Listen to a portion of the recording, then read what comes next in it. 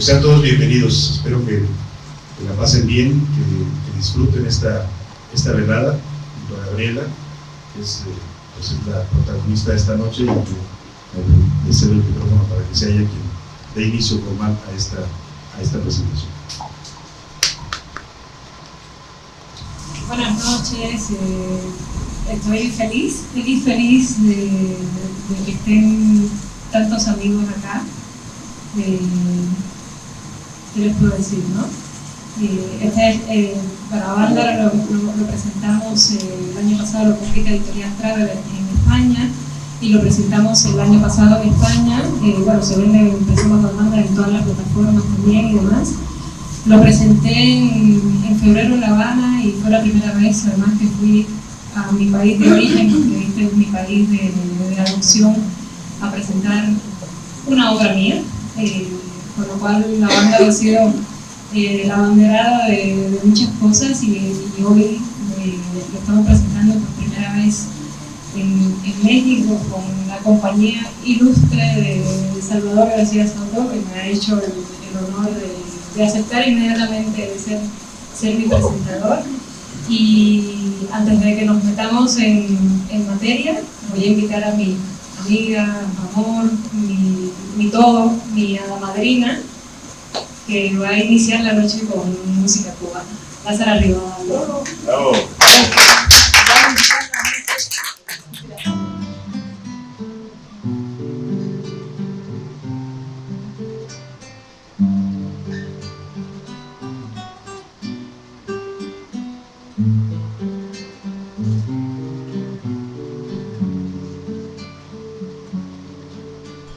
Me está quitando versos como quien busca enamorar.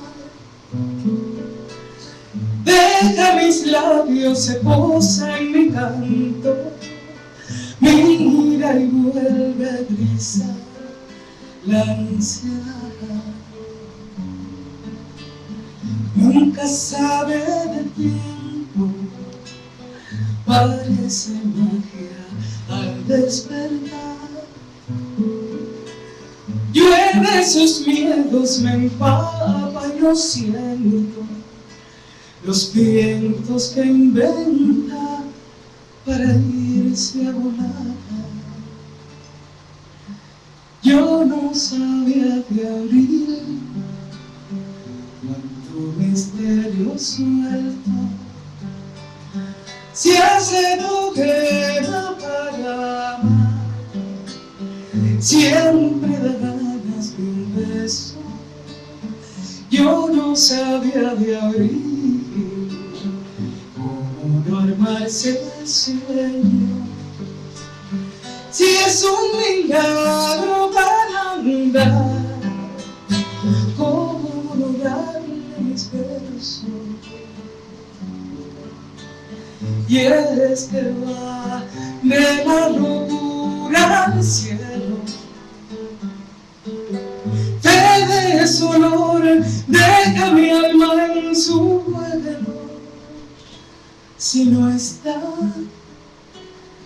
sombra es mi amor, por celos de este origen.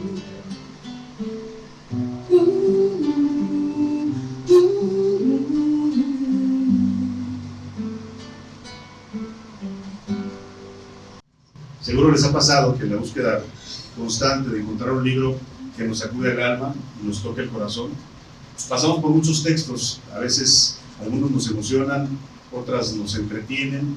En algunos casos hay libros que se vuelven tan pesados que terminamos de leerlos solo por el honor de decir que nunca los abandonamos, que no los dejamos a la mitad. Pero de vez en vez el ávido lector tendrá la suerte y la fortuna de encontrarse con un libro que, apenas empezando los primeros párrafos, le provoca una explosión en el cerebro. Surge entonces la chispa de la imaginación, que se activa febril y comienza a conectarse con cada letra, con cada frase, con cada imagen, y finalmente surge la conexión fraterna, casi amorosa, con los personajes. Y cuando menos se da cuenta, uno ya forma parte de su historia. Uno los ve, los siente, los comprende en sus desgracias, en sus sueños, en sus pasiones y en sus nostalgias. Viene después el viaje imaginario, en el que uno va conociendo los lugares, los pueblos, los ambientes, y mágicamente uno puede sentir la frescura del bosque de los duendes, la belleza verdosa de un lago, el aire cargado de presagios que producen las tataguas en su aleteo constante, la tristeza eterna de Nicolás, los desvaríos mentales de María, la belleza frustrada de Marián, la imaginación febril y el dilema constante de Apolonia, la mirada profunda de Juana con su larga trenza, la ausencia siempre presente y doliente de Josué. Y cuando el lector se da cuenta, ya está metido hasta la médula en un mundo mágico y al mismo tiempo real, en una casa llena de presencias humanas, pero también de espíritus y fantasmas que se niegan a irse, en una familia de transhumantes y desterrados que partieron de Bahía de Sal en busca de la tierra prometida, que después de la dolorosa pérdida de los abuelos y patriarcas, uno engullido por un tiburón en plena travesía migrante, otra extraviada en su propia memoria, y los otros muertos trágicamente en su primer viaje a la capital, que era la tierra prometida, se tienen que conformarnos no con lo que anhelaban, sino con lo que encontraron en el camino. Todo eso así en tropel me ocurrió con Avándaro, la segunda novela de Gabriela Guerra. La querida Gaby, para muchos de ustedes, así de golpe, apenas leer los primeros párrafos, Gabriela logra en esta su segunda entrega de la trilogía del agua, una obra magistral, con la que, hilvanando con poesía y palabras, nos va mostrando el camino de los expatriados, de esos seres que lo abandonan todo, su mundo, su patria, sus raíces, en busca del eterno sueño de un lugar mejor, de una tierra prometida, que en muchos de los casos se convierte en la tierra posible, porque una vez en el viaje, los transhumantes se vuelven juguetes del destino, ya sea a bordo de una pequeña barca, como la que lograron abordar con sacrificios los Ibarra Tolentino, de un avión o de un camión de carga que los oculta entre su mercancía, irán a padecer, a navegar con un destino incierto, sujetos como Ulises a los caprichos de los dioses, expuestos a todo tipo de penurias, pero también de bendiciones. Y entonces, el viaje que ellos, los errantes, inician con un destino claro y anhelado, se vuelve una travesía por la incertidumbre, por el dolor de la pérdida. Y al final, si tienen suerte y los dioses se compadecen de ellos, logran llegar a algún puerto intermedio entre su tierra y su sueño. Y algunos, como los personajes de Gabriela, se quedarán en Avándaro, creyendo que es solo un lugar de transición para alcanzar su destino final, esa tierra prometida.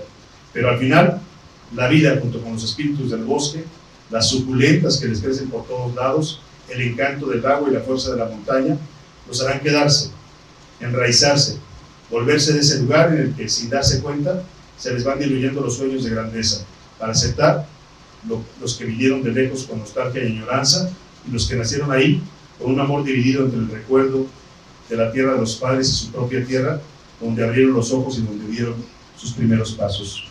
El drama migrante que hoy tenemos a flor de piel en este país y en todo el planeta es el hilo conductor por el que Gabriela nos va llevando y nos adentra en un mundo mágico, pero al mismo tiempo crudo y real. Un mundo donde, en los bordes de un paraíso, en medio de los bosques de pinos y oyameles y de un lago encantado que rodea al pueblo, se ubica una casa, la casa de los Ibarra Tolentino. Las dos familias nómadas que un buen día deciden dejarlo todo atrás y abandonan su isla salobre en busca de un futuro promisorio para sus descendientes. Ahí en esa casa rodeada de vida, con el estigma de haber traído desde su tierra una locura contagiosa, esa familia enfrentará y vivirá en su propio mundo, plagado de recuerdos y nostalgia, mientras se integra a un pueblo que los acoge y los acepta, sin dejar de referirlos nunca como los de fuera. A partir de ahí vendrá la magia de Gabriela y de su poesía, que nos irá descubriendo lo mismo a seres fantasmales que deambulan por la casa familiar, que a seres vivos que luchan y libran sus batallas por el amor, por lo que quisieron y no pudieron ser, por descubrir y aprender a disfrutar de su sexualidad, por ocultar secretos familiares dolorosos e inconfesables, por no perder la memoria de sus antepasados, por anhelar al hermano desaparecido, por manejar sus dones de adivinanza, con escribir todo lo que sucede y trascender en el tiempo y la memoria, a través de contar la historia de esa familia y de cada uno de sus integrantes. No solo la historia de lo que quisieron y no pudieron ser, sino de lo que finalmente fueron.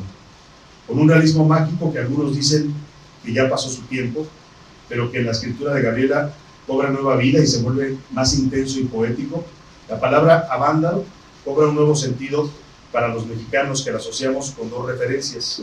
La primera, un bosque mítico donde los jóvenes de los alocados años 70 se destaparon y se liberaron de la opresión de un sistema autoritario, bailando y gritando notas de rock and roll mientras consumían marihuana y alucinógenos. Y la otra, que vino después, la instalación de una colonia de clase alta donde proliferaron las mansiones de los ricos mexicanos, los clubes de yates, los restaurantes y tiendas de productos de lujos y de lanchas y motos. En medio de esos dos mundos que no pudieron ser más opuestos, el de la joven que se desnuda en medio de la euforia y desafía al pudor y a la hipocresía nacionales, y el de un asentamiento para ricos y millonarios que se apropiaron del bosque, emerge majestuoso, hermoso y exuberante el avándaro de Gabriela Guerra, con toda su carga de verdor, de vida, de espiritualidad y generosidad para acoger a los que llegan de todas partes, atraídos por la actividad turística que llega a robarse la tranquilidad de los oriundos y los emigrados. Gabriela no solo le da nueva vida al realismo mágico, a un nivel de los grandes maestros y maestras Carpentier, Asturias, Pietri, Rulfo o Garro. Su prosa y su poesía son equiparables a las de Gabo, Isabel, Fuentes o Amado, pero la riqueza de su novela no se agota en la belleza de su escritura. Como exponente de la literatura latinoamericana del siglo XXI, Guerra nos muestra también en esta obra su vena de periodista y reportera, y página tras página, después de atrapar al lector con un golpe de efecto, con palabras, metáforas y personajes, nos va llevando, casi sin darnos cuenta, de lo mágico y lo bello a lo duro y lo doloroso de nuestra realidad. Migración y narcotráfico, dos de las lanzas que hoy atraviesan el cuerpo de esta nación herida, que es México, están presentes vivas y crudamente retratadas en la novela de Gabriela. No hay uno solo de sus personajes que no resulte entrañable y nos genere una empatía instantánea, quizás porque nos vemos reflejados en varios de ellos, pero entre Nicolás y sus sueños de grandeza frustrados, entre Mariana y su belleza atada a un perdedor, entre Juana y su larga trenza pelirroja, sus dotes de adivina y su pasión desenfrenada por un Martín pescador, emerge Apolonia, la joven narradora que se convierte sin pedirlo en el ancla de una familia de transhumantes perdidos. Ella, Apolonia, será la que nos guíe y nos adentre en las desgracias y aventuras de los Ibarra Tolentino, la que nos diga, sin decirnos, un secreto doloroso e inconfesable, la que obligada por las circunstancias se convierte en madre de su propia madre y de su propia hija, que es al mismo tiempo hermana. Con Apolonia iremos de la mano a descubrir desde su sexualidad en el suelo verde del bosque hasta aprender a leer los presagios de las tataguas que llegan cada verano a llevar nuevos augurios al pueblo y a procrear colgadas de las ramas de los pinos, de los robles y de los oyameles. Pero también será ella, Apolonia, la que nos narre, ya como periodista del pueblo, la desgracia que se asoma entre 2015 y 2021 por Avándaro, los hombres armados hasta los dientes que llegan a apropiarse del pueblo y de los bosques. Los militares que lejos de combatirlos se convierten en sus aliados y maltratan a los lugareños. Con las crónicas y los reportajes de la valiente Apolonia, viviremos el drama que ha vivido México en los últimos 18 años. Sentiremos cómo se va perdiendo de a poco la tranquilidad de un pueblo que simboliza a todos los pueblos de este país, que poco a poco, sin poder defenderse y abandonados por las autoridades que se vuelven omisas o cómplices, empiezan a ver desaparecer a sus jóvenes, a sus hermanos, a sus hijos, a sus tíos.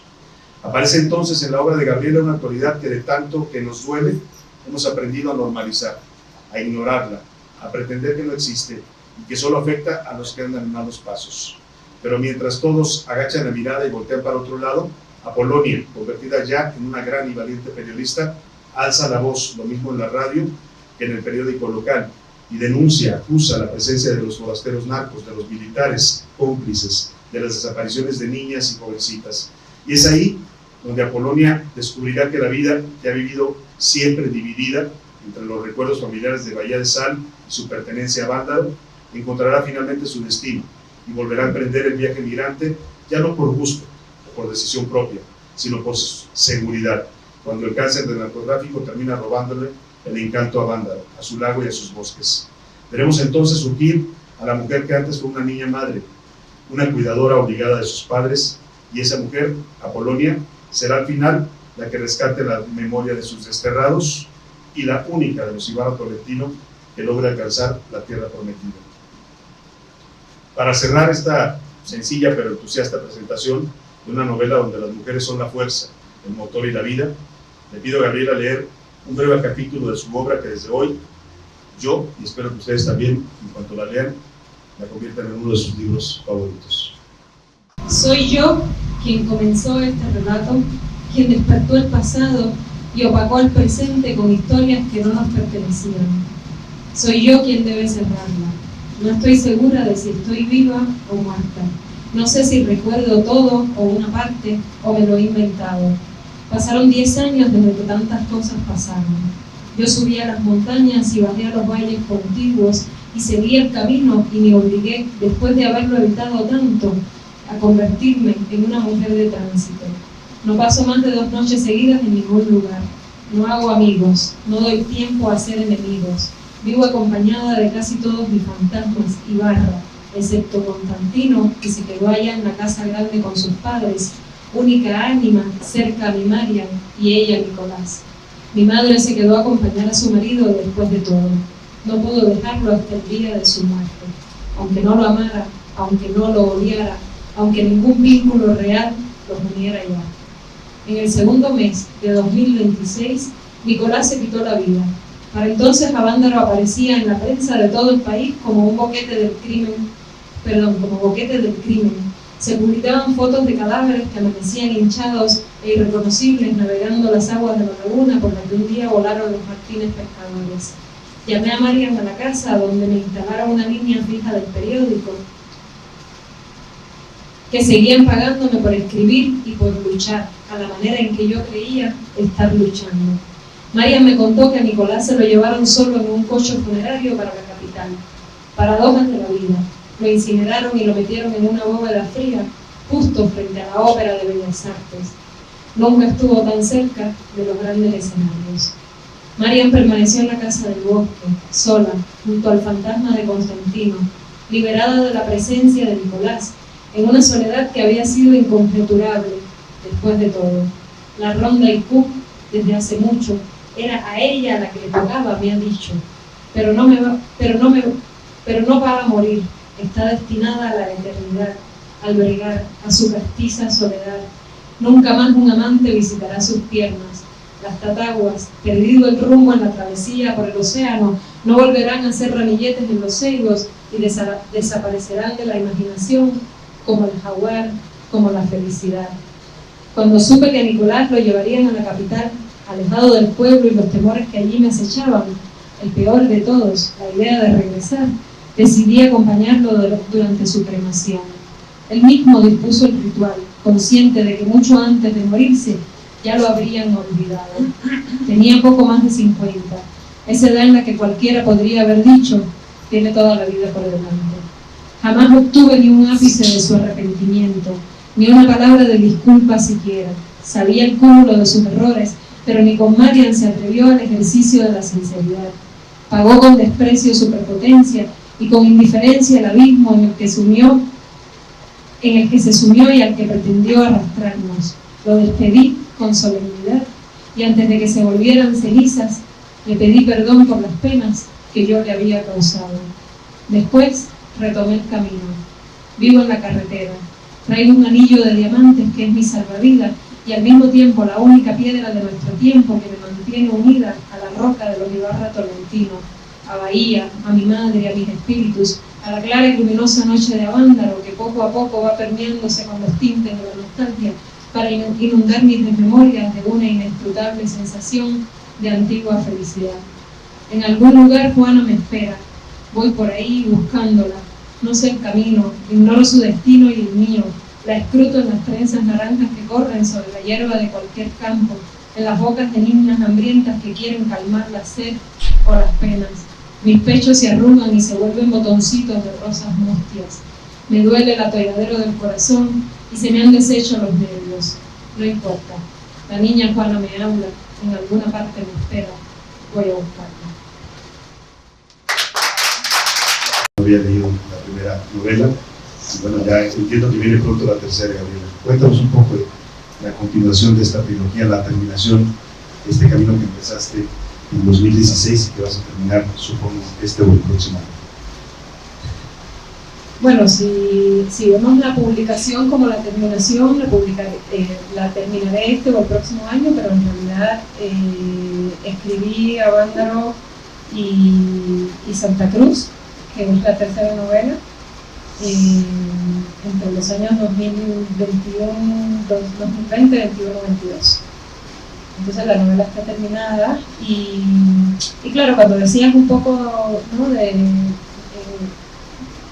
de Avándaro como una tierra del tránsito, como esta búsqueda del destino prometido, al que no llegan porque terminan, dijiste una frase muy buena que ahora no me voy a recordar, porque se quedan donde pueden, ¿no? Un poco donde pueden.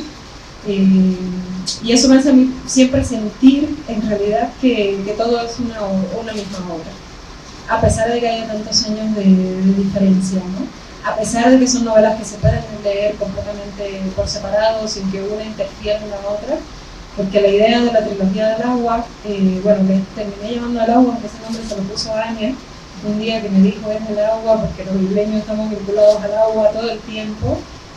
Tenemos este verso de Virgilio Piñera que no solo nos determina, sino que casi nos castiga, que es la maldita circunstancia del agua por todas partes, ¿no? Y porque las tres novelas son historias de ficción vinculadas a un pueblo, o sea, son pueblos de ficción vinculados a un espejo de agua. En el caso de Bahía de Sal, una bahía, en el caso de Avándaro, una laguna, y en el caso de Santa Cruz es un pueblo de mar, una playa de pescadores, bueno, varias playas de pescadores. Bahía de Sal es la tierra que expulsa a su gente, que la expulsa sobre todo por la condición de crisis permanente, de crisis económica, de miseria. Avándaro es esta tierra que debería haberlo recibido y que quizás pudo haber sido la tierra prometida, pero que finalmente no lo es porque la familia se tiene que adaptar a las circunstancias de un lugar, circunstancias que son tan apremiantes como las que los habían expulsado de sus tierras, aunque son otras, ¿no? Comprender qué es lo que pasa cuando llegas. Y Santa Cruz es la tierra prometida. Santa Cruz es el destino final, no porque sea económicamente una tierra prometida, sino humano y poético. Es una novela fantástica que bueno, hace un rato había alguien acá que me preguntaba, me decía, ¿cuál es tu libro que más quieres de esto que tienes aquí? Y le decía, bueno, ¿sabes cómo pedirte que digas de tus hijos cuál es el favorito? Y además lo tienes que decir delante de ellos, porque estaban todos los libros ahí oyéndome, escuchándome. Pero por lo luminoso y por lo fantástico y porque es destino poético y porque a mí me parecía que vivir la vida con poesía, Santa Cruz es mi novela preferida. Y esta poesía está muy presente en Avándaro, es delicioso leerlo y ver lo que logra Gabriela en sus descripciones, en el retrato de sus personajes, en los sentimientos que cada uno alberga, en las circunstancias que cada uno vive. Y yo te preguntaba, porque es inevitable asociar tu estilo con el realismo mágico, pues, ¿no? Con este movimiento mundial que en Latinoamérica tuvo su mayor expresión. ¿Tú crees que representas una nueva versión de este género? ¿Cómo defines tú tu estilo, tu escritura? Mira, cuando escribí, ahora voy a hablar del movimiento como movimiento en general, ¿no? Como el movimiento del realismo mágico, que me cuesta pensar que sea un movimiento que pudo haber durado 30 años y después, y que lanzó a los escritores latinoamericanos en el resto del mundo hispano y en el resto del mundo también, y creer que algo así puede acabar, que puede morir, ¿no? Porque puede haber un nuevo, bueno, puede ser que, nada, también pasamos por tendencias en las que estamos buscando cambios, y esto lo está haciendo el arte constantemente. Sin embargo, alguna vez asistí a una discusión sobre el realismo mágico estando en España, y sale una escritora de República Dominicana y ella dice es que lo que en el resto del mundo les parece que es realismo mágico en Latinoamérica pasa todos los días y es la realidad y es la realidad y no es tan mágico como a los demás pudiera parecerle, cosa que a mí me parece que ocurre en otras tierras, porque hace unos años leí las primeras novelas de Arundhati Roy, que es una escritora hindú, su primera novela que se llama El Dios de las Pequeñas Cosas, y la segunda, El Misterio de la Felicidad Suprema, y es un realismo mágico increíble, pero ubicado en India, ¿sí? Ubicado en otra realidad que es tan mágica o tan absurda como la nuestra. Y menciono la palabra absurda porque cuando escribí Bahía de Sal yo decía, bueno, esto más que realismo mágico es un realismo absurdo. Porque aquí ocurren esas cosas que si yo se las cuento a alguien diría, no es cierto, pero sí es cierto. Y las que parece que no son ciertas son las que son más tomadas de la realidad. ¿No? Y eso pasa en Avándaro también. Y quizás en Santa Cruz diferente porque es una novela fantástica y bueno, el género fantástico permite otras cosas. Finalmente, creo que es una tradición continental, el realismo mágico, de la que yo soy hija, de la que soy heredera. Creo que es una de las literaturas que me ha marcado y que me ha guiado en la vida. Y que si estoy ahí es más bien porque no sé cómo desligarme de ello, ¿no? Porque uno escribe, cada quien hace lo que puede, ¿no? Yo veía Polonia y veía mucho reflejada a Gabriela, pues, porque cuando conoces su historia, cuando sabes su trayectoria, que empieza como periodista, como reportera, llega a México en esa profesión, pues está muy vinculado a este personaje. Pero yo te quiero preguntar, ¿es la primera vez que en una novela tuya sacas esta vena periodística? Porque en el libro ustedes van a encontrar que hay crónicas que hace Polonia, que las publica en el periódico local, o hay transmisiones que hace por radio, crónicas radiofónicas muy buenas, en donde van narrando el drama que empieza a vivir Avándaro, que es, les decía yo hace un rato, el drama que muchos de nosotros conocemos, hemos vivido en este país a partir de 2006. ¿Esta es la primera vez que saques esa vena en un libro literario? Eso sí puede ser una nostalgia trasnochada, fíjate, porque ahora es cuando menos periodismo hago, cuando más estoy dedicada a la literatura y tengo una añoranza por eso. Y sí, efectivamente, es la primera vez que trabajo con un personaje en primera persona, protagonista, mujer, que narra la historia de una familia. Casi es muy difícil desvincularla de uno mismo, ¿no? Una especie de alter ego, aunque, bueno, siempre, ¿no? En todas las novelas hay algún alter ego de uno y uno está un poco en todos los personajes. Pero pensaba cómo contar la historia de la violencia si no es a través de la prensa. Porque es la única manera que tenemos de entenderla, de saber qué es lo que está ocurriendo. Ocurrió un poco naturalmente, no lo planeé, no lo pensé, ¿no? Polonia empieza escribiendo una especie de diario y termina convirtiéndose en una reportera, en una cronista de su tiempo para atestiguar de alguna manera lo que está ocurriendo. Y yo salí del periodismo, bueno, salí de una manera muy absoluta de decirlo, ¿no? Dejé de trabajar como periodista a tiempo completo hace unos años, entre otras, viviendo en México, entre otras cosas por lo difícil que me resultaba convivir todos los días con realidades tan duras, y admiro a quienes en el ejercicio del periodismo tienen que lidiar con esto todos los días, ¿no? Sí, no es algo sencillo. Pero el mundo de Gabriela en esta novela, supongo que también en la mayor parte de sus obras, es un libro muy femenino. Las mujeres son la fuerza, decía yo, la pasión, el motor que mueve a una familia, y no está muy alejado de la realidad, ¿no? Pero encuentro, por ejemplo, en los personajes masculinos muchas ausencias. Está Josué, que desaparece y se va, el hermano mayor, ¿no? Ya no vuelven a saber de él. Está Nicolás, que es un hombre frustrado, ¿no? Que no puede lograr sus sueños y se pierde en el delirio, en el alcohol. Cuéntame esa fuerza de las mujeres, ¿de dónde proviene esa visión tan matriarcal, tan femenina que se ve en tu obra? Bueno, este sí es uno de los hilos conductores que vienen desde Bahía de Sal y que de alguna forma llegarán a Santa Cruz.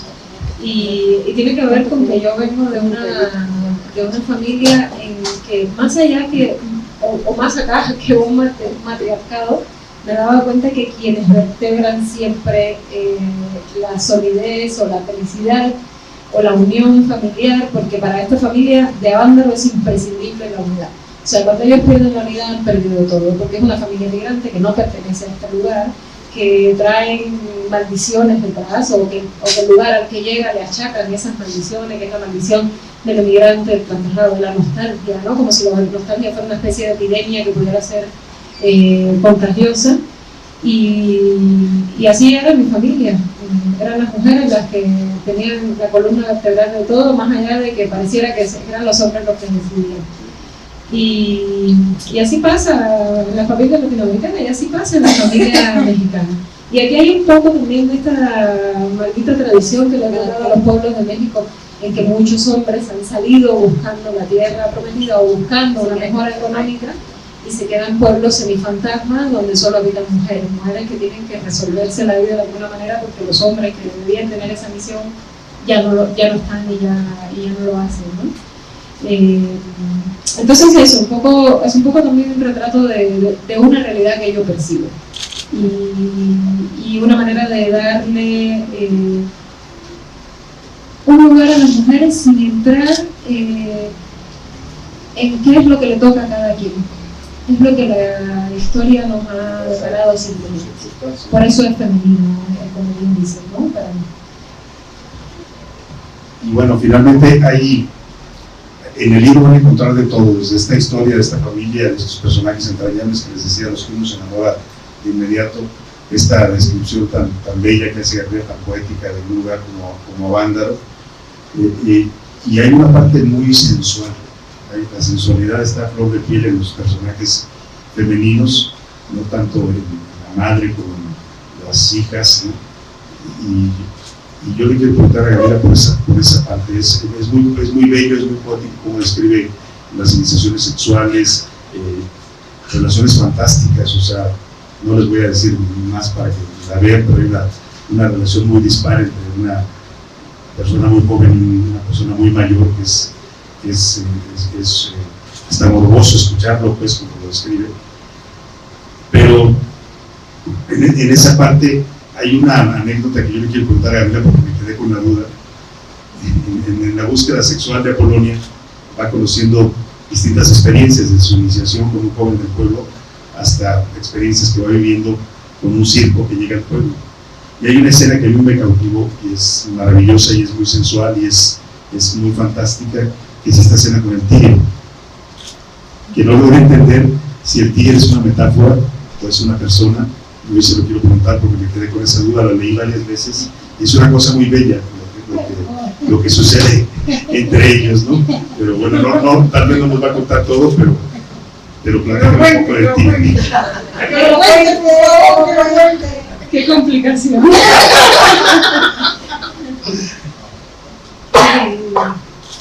Bueno, efectivamente, o sea, hay una. Bueno, en vuestra casa no hubo antecedente para poder a la escena del tigre, ¿no? No me puedo decir. Estamos entre amigos, ¿no? Hay una intención real de buscar en el erotismo y en la sensualidad y en la sexualidad una especie de escape a la cruda realidad que viven.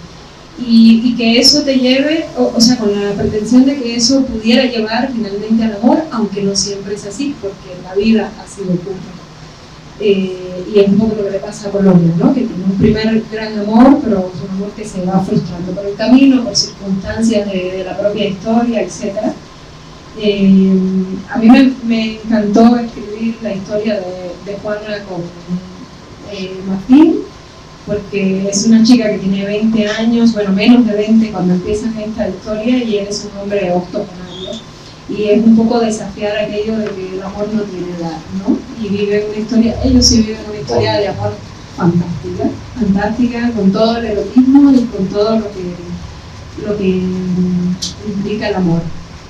Y Juana se siente un poco desamparada ante el conocimiento, ante el descubrimiento de que su hermana está viviendo el amor. Entonces hay una búsqueda también de qué voy a hacer con esto que yo creí que era, con esto que recién he descubierto, pero que no ha llegado a ningún lugar. Y es ahí donde aparece este circo ambulante lleno de fenómenos a los que Apolonia tiene que ir a entrevistar para hacer la crónica de la vida de los fenómenos o de los personajes de un circo, porque es un circo que pasa un tiempo determinado en el pueblo, y va viviendo historias que terminan siendo amorosas y eróticas con algunos de los personajes del circo, y la última de ellos, antes de que el circo parta, es con un tigre, donde no te podría decir si es real o no, quisiera que cada quien pensara. Hay una metáfora, obviamente, una metáfora que tiene que ver con la búsqueda de la belleza. O sea, el tigre engendra la fuerza, engendra la protección, engendra el temor, o ese juego entre esa frontera entre el temor primero de cuando ves a un animal majestuoso, ¿no? Hay todo un ritual entre ellos. El ritual que ocurre de la manera salvaje en que los animales se aparean, y es un juego en el que Apolonia termina cayendo. Y bueno, finalmente hay una historia de amor, entre Apolonia y el tigre. Gracias. La flauta también se va a volver rápidamente un clásico de la literatura latinoamericana, y bueno, pues espero que toda la trilogía sea laureada y reconocida en lo que vale realmente. Léanla, por favor, empiecen esta misma noche, y de verdad van a vivir una experiencia maravillosa al lado de la escritura de Apolonia. Gracias. Es un clásico de la literatura. Gracias.